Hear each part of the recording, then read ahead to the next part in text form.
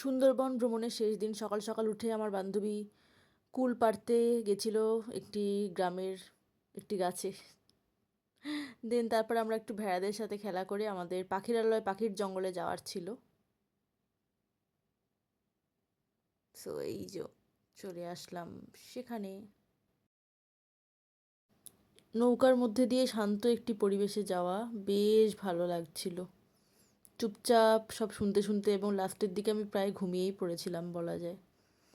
যাই হোক, আমি এবং আমার বান্ধবী খুব সুন্দর একটি শান্ত পরিবেশ এনজয় করেছিলাম।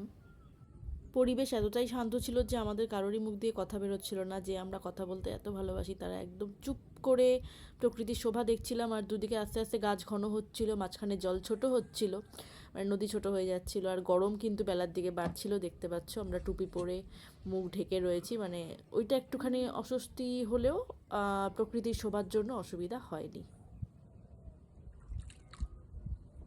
এটা হচ্ছে গর্জন গাছ। এটা হচ্ছে গর্জন গাছ। এই গর্জন গাছের নামটা হয়েছে কেন? এর যে মেয়ে বাঘে যে বাচ্চা করে না, পুরুষ বাঘে বাচ্চাগুলো খেয়ে ফেলে। খেয়ে ফেলে ওই যে গাছের মতো নিচে জাল আছে না, জাল মতো হয়ে আছে, ওর মধ্যে বাচ্চাগুলো ঢুকে থাকে।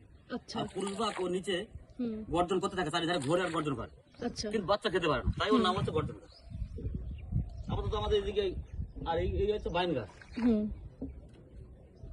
বাইন গাছ কোনটা? এইটা, এগুলো বাইন গাছ। আচ্ছা, ওকে, আচ্ছা। তার পাশে আছে নিচে ছোট ছোট লতা গাছ। ওই হ্যাঁ, এই সাইডে আছে, এই সাইডে ছোট ছোট। আর এই শ্বাসমূলা ঠেসমূল তো থাকেই আপনাদের না, সমস্ত জায়গায়। এই বাইন গাছের সব ঠাসমূল।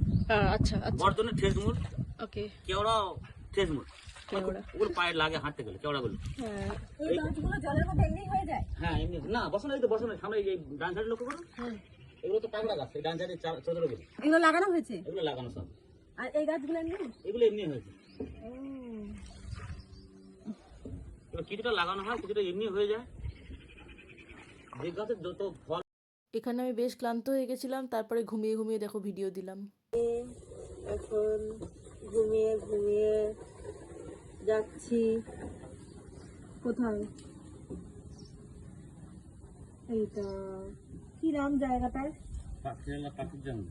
পাখিরালয় পাখির জঙ্গল। এইসব করতে গিয়ে কখনো পাখির ডাক শুনি, কখনো দূরে মানুষের ডাক শুনি, তারপর হঠাৎ করে মাথার উপর দিয়ে গাছের ডাল চলে যায়, কখনো মাথা ফাট করে সরিয়ে নিতে হয়। এসব হচ্ছে আধো আলো আধো ছায়াতে। আজ মন আমার ভাড়াতে আমি এখানে এসেছি।